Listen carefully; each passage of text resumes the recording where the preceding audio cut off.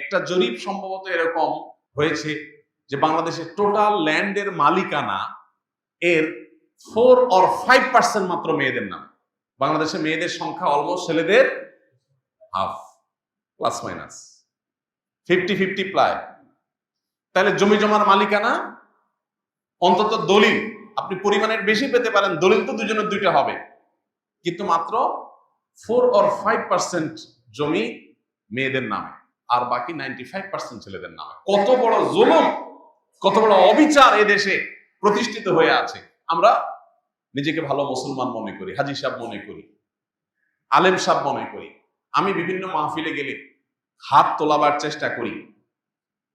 কোন সব সেই সুপুরুষ আছেন যারা হাত তুলে বলতে পারবেন যে আমার বাবা বা আমার মায়ের মৃত্যুর পর আমার বোনদের হক পাই পাই করে বুঝাই দিছি?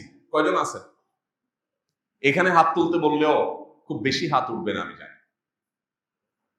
এই যে একটা লজ্জাস্কর অধ্যায় আমাদের, এই অধ্যায়কে কবর রচনা করতে হবে, এই অধ্যায়ের অবসান ঘটাতে হবে।